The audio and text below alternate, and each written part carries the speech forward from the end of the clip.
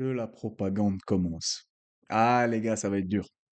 Les gars, dans un mois, on a peut-être notre premier champion de l'UFC. Et un poids lourd en plus. Allez, petite intro. Hey, yo, that was ill.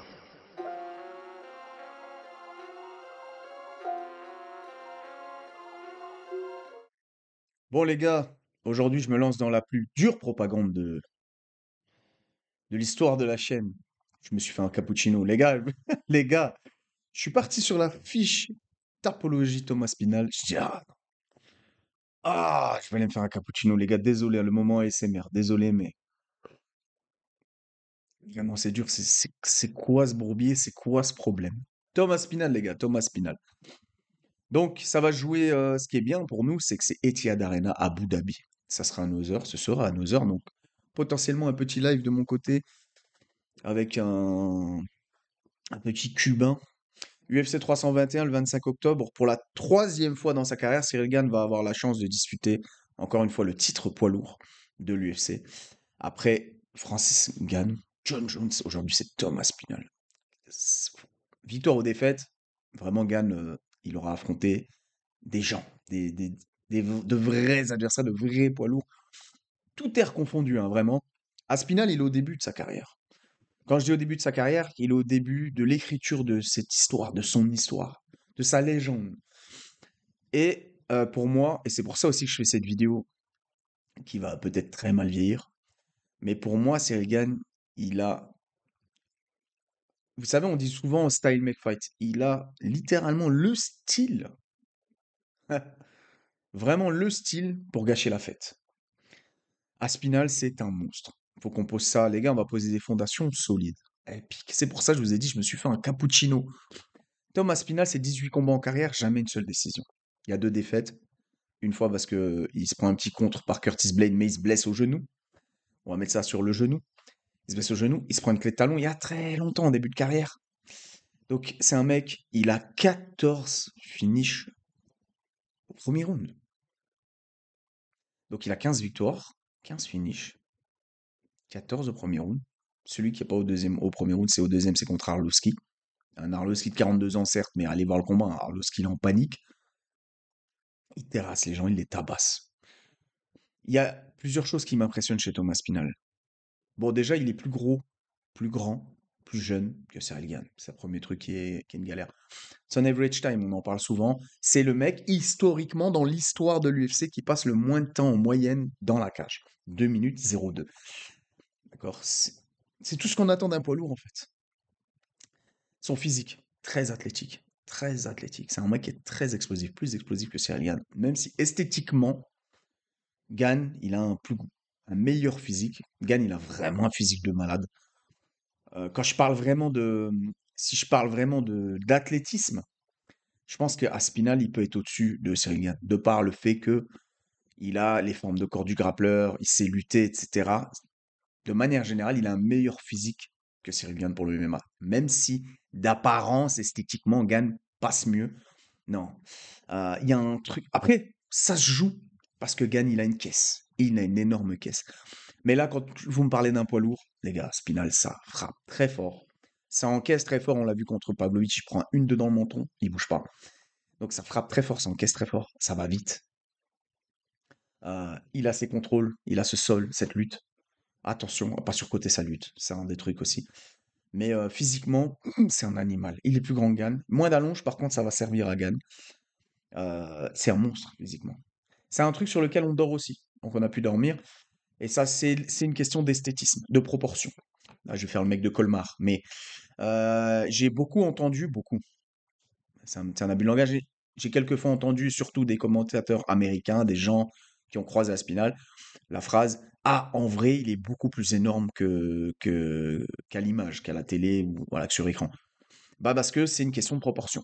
Par exemple, Edson Barbosa, vous le voyez combattre, Edson Barbosa, tu le vois à la pesée, tu te dis c'est un monstre. Waouh, il a des épaules comme ça.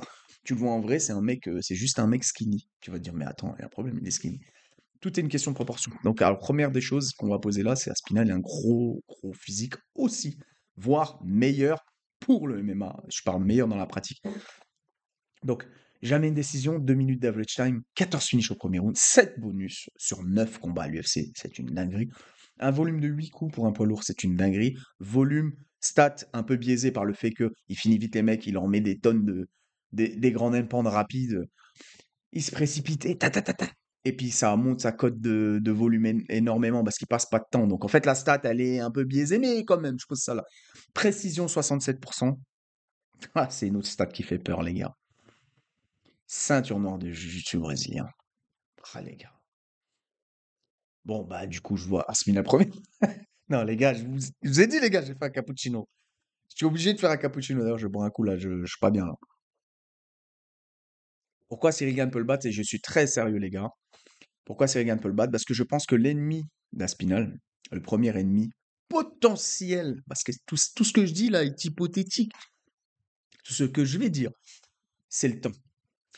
Aspinal n'a jamais vu un troisième round.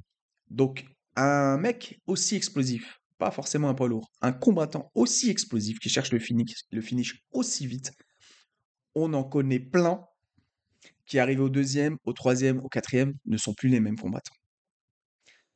Ils sont plus les mêmes combattants. Et ils dévoilent les défauts dans leur jeu, techniques et mentaux.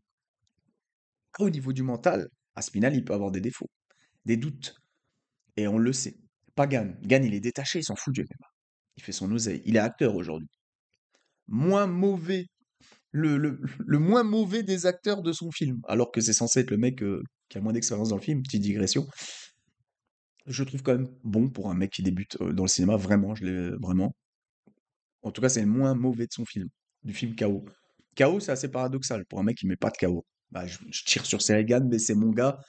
Et je suis fort dans le train pour cette propagande, les gars. On rigole pas parce que là, on parle de la ceinture de l'UFC. Et de toute manière, je suis trop chauvin pour être de l'autre côté. Et France-Angleterre, c'est en terre neutre, certes. France-Angleterre, les gars. Non. Donc, Aspinal, je vous ai posé ça. Aspinal est un tueur. 32 ans, plus jeune, je vous ai dit plus grand. Il y a trop de bails. Il éteint tout le monde. Pavlo, il l'éteint en short notice. Blades, il arrive. Ah, premier combat, j'ai perdu, je suis blessé au genou. Il l'éteint. Spivak, il le terrasse. Tu vois ça, il le terrasse. En fait, c'est simple, il a terrassé presque tout le monde. Il terrasse Blades, il terrasse Pavlovich, il terrasse Tibura, il terrasse Volkov, il terrasse Spivak, Arlovski, Alan Bodo. Petite info, le MMA Factory a déjà préparé Aspinal avec Alan Bodo. Il terrasse Alan Bodo, Jack Collier. Bref, il terrasse tout le monde. Premier round, il les tabasse. Sa force n'est pas son sol, sa force c'est son bras arrière. Il a un bras arrière au-dessus du jab, l'overhand. Il allume, il a un bon crochet, il sait contrer aussi. Mais pour moi, sa force c'est avant tout de l'avant, quand il avance. Quand il est le premier sur l'action, qu'il avance, qu'il double jab bras arrière, ou une 2 ou une 2 trois. Il fait vraiment mal. Donc il a un style un peu aérien, un peu à la Cyril Gane, comme ça, vous voyez, il sautille un peu, et il fait du in-out. Et il rentre, il blitz, il rentre vite, papa. Il ressort pour pas manger le contre, il re-rentre, il a une bonne boxe anglaise, il se part avec Rico Verhoeven, qui est le meilleur kickboxer du monde actuellement, le meilleur en poids lourd. Pas le meilleur poids lourd de l'histoire d'ailleurs, parce que Spinal n'arrête pas de dire que c'est le meilleur kickboxer de tous les temps. Excusez-moi pour le moment SMR, je suis pas totalement d'accord, même si c'est un excellent striker. Donc c'est un mec à Spinal qui sait s'entourer. Euh, il a avec Delija toute l'année, hein. Delija vient de faire des débuts tonitruants à l'UFC. Donc il a une équipe de poids lourds autour de lui, de haut niveau, toute l'année, à l'année. C'est un piqué du MMA depuis petit, c'est un... Et en fait, ce qui est fou, c'est que tout ça, ça peut perdre devant un Cyril Gane qui arrive relâché, détendu, sans pression. Parce que lui, c'est pas lui qui a call ce combat. Aspinal, il n'a pas arrêté de parler de Gane, de dire que Gane l'a esquivé. Et tout le monde voit Aspinal terrasser Gane. Imaginez, il terrasse pas Gane. Et Aspinal, il est piqué au MMA. Aspinal, il a pris la ceinture intérim, il a regardé la ceinture, il a fondu en larmes, il faisait des roulades au sol en pleurant. Parce que c'est son rêve. Gane, il s'en fout. Et on va avoir un mec sous pression. Le mec sous pression sera Aspinal. Gane, il a rien à perdre. Il a pris une split. Moi, je le voyais perdre, cette split. Certes, il était blessé au pied, c'est un vaillant. Contre Volkov, il finit encore devant le titre. Il a rien à perdre. Aspinal, il a tout à perdre. Il est en train d'écrire son... Je vais pas dire au début, parce qu'il a déjà posé quelques classiques, mais il est en train d'écrire son histoire. Et Cyril Gane fait partie de ces poids lourds, comme lui ou Ngannou, au-dessus du lot, de par leur physique, de ce qu'ils apportent. Ngannou, c'est le poids lourd, mais il a un physique exceptionnel. Je trouve qu'Aspinal et Gane, ils apportent dans cette ère, c'est vraiment ces poids lourds rares, qui ont des physiques, sont capables de se déplacer, d'avoir de la vitesse, de la variété technique. Donc, Aspinal, il veut effacer Gane. Parce qu'il sait, comme nous on sait, et il sait dans un coin de sa tête, que Gane, il est vraiment solide, il est vraiment fort. Donc, le problème qu'on a aussi, c'est que Cyril Gane, quel est le défaut de Cyril Gane? Cyril Gane, dans sa carrière, il a que deux défaites. Ces deux défaites, c'est de la lutte et du sol. Ngannou, Jones, de la lutte du sol. Deux tueurs, un des meilleurs poids lourds de l'histoire, un des meilleurs combattants de l'histoire. Bah oui, le mec, tu lui... Ah, t'as déjà perdu, mais contre qui? John Jones. Ah, Francis Ngannou. Ah, comment? Bah, Francis Ngannou m'a pris une décision 3-2. En luttant, je l'ai fait lutter. Oui, les genoux, tout. Mais voilà. Donc c'est un mec qui connaît les stratèges, les fins stratèges, les techniciens, les mecs qui allument, qui frappent fort. L'explosivité, il connaît en la personne de Francis. Euh, c'est un mec qui a de l'expérience. Mais c'est un mec qui perd contre les mecs qui savent lutter, mettre de la lutte en place ou du sol en place. Et Aspinal, c'est une black belt de jiu-jitsu brésilien. On surcote, pas forcément son niveau au sol, mais on surcote, on parle beaucoup de ça. Ouais, son sol, ça lutte, mais il l'utilise pratiquement pas. Contre Volkov, certes. Ce qu'il utilise surtout, c'est son anglaise. Et pour moi, c'est pas un excellent lutteur, Aspinall. C'est pas un excellent lutteur. Gann, pour le gêner, faut shooter bien bas, comme a fait Jones. Faut bien double leg propre, bien en dessous, bien timer un bras arrière foireux. Ouais, Cyril Gann, parce qu'il a foiré. Petit moment ASMR, les gars, excusez-moi. Faut du cappuccino, hein. Je vois la tête d'Aspinal en même temps que je vous parle là, pendu. Les gars, vraiment, Gann va arriver avec son ambidextrie. En fait, l'octogone, la surface octogonale, elle est parfaite pour Gann. Un ring, il est invaincu en pied-point, hein, Gann, hein. Dans un ring, il était bien. Parce qu'il a un Muay Thai clinch d'assez long bras. Donc, c'est un truc qu'il peut imposer à Aspinal si Aspinal vient changer de niveau en lutte. Mais avant tout, faut pas oublier que cette surface octogonale pour un mec qui a une ambidextrie comme la sienne, qui a un jeu de kick comme les siens, les calf kicks, le low kick intérieur-extérieur, les tips, ça va être une arme. Les tips, les calf kicks pour enlever cette explosivité sur la jambe avant d'Aspinal. Quand il va les mettre, il va falloir faire très attention parce qu'Aspinal va rentrer fort à l'intérieur. Les tips, les high kicks, les déplacements, ce coup d'œil, cette allonge. Tout ce jeu-là, tout ce striking de très haut niveau. Parce qu'en fait, pour moi, disons les choses clairement, Aspinall est un meilleur combattant d'MMA que Gann. Gann est un meilleur striker. Pour moi, en pied-point pur, en striking, Gann est meilleur qu'Aspinall. C'est mon avis dans un octogone, et peut-être qu'il va me faire mentir, Aspinall. Peut-être, sûrement, qu'il va éteindre Gann, parce que c'est un truc qu'on oublie. On se dit, ouais, il va ramener Gann au sol, il va le soumettre. Non, peut-être son chemin de victoire est encore plus simple de couper la route et d'allumer Gann et de l'éteindre. Sauf qu'on n'a jamais vu Gann se faire éteindre. On l'a vu se faire drop par Tuivasa sur un moment une mauvaise gestion de la distance où il a dit lui-même, il pensait pas que Tuivasa était à la bonne distance. Il s'est surengagé Tuivasa, il l'a touché, il l'a drop, il s'est relevé, il a tabassé Tuivasa, mais quand même, on a vu que Gann, il peut descendre. Donc ce qu'on surcote un peu, c'est ouais, le sol. Non, non, Aspinal, il peut lutter un peu pour mettre le doute dans la tête à Gann, il peut feinter la lutte pour aller mettre ses points. Pour moi, Aspinal va se ruer sur Gann et il va essayer de l'éteindre. Je pense vraiment qu'il va essayer de l'éteindre, les gars. Parce qu'en fait, ce qui peut être foireux pour Aspinal, c'est de lutter Gann et que ça marche pas. Parce que c'est pas un lutteur exceptionnel, Aspinal, les gars. Vraiment. De lutter Gann et que ça marche pas. Et qu'il se fatigue. Parce que Gann, il a un gas tank, il a un cardio, un énorme cardio. Et du cœur. C'est un truc qu'il faut lui donner aussi. C'est un vaillant. C'est un vaillant. C'est un mec qui a déjà combattu avec le poumon perforé. C'est vraiment un vaillant. Alors même s'il fait des cœurs, c'est un mec qui a vraiment du cœur. Et Aspinal, est-ce qu'il a du cœur quand il sent la défaite? Est-ce qu'il a du cœur quand il sent qu'il va pas forcément gagner? Est-ce qu'il a du cœur? Est-ce qu'il va pas se faire submerger par les émotions dans un main event à Abu Dhabi devant un Ghana à l'aise, qui se déplace, qui le jab, qui le frustre, qui le type, qui middle, qui bouge, qui a déjà défendu un peu la lutte, et un Spinal un peu fatigué, qui perd son explosivité?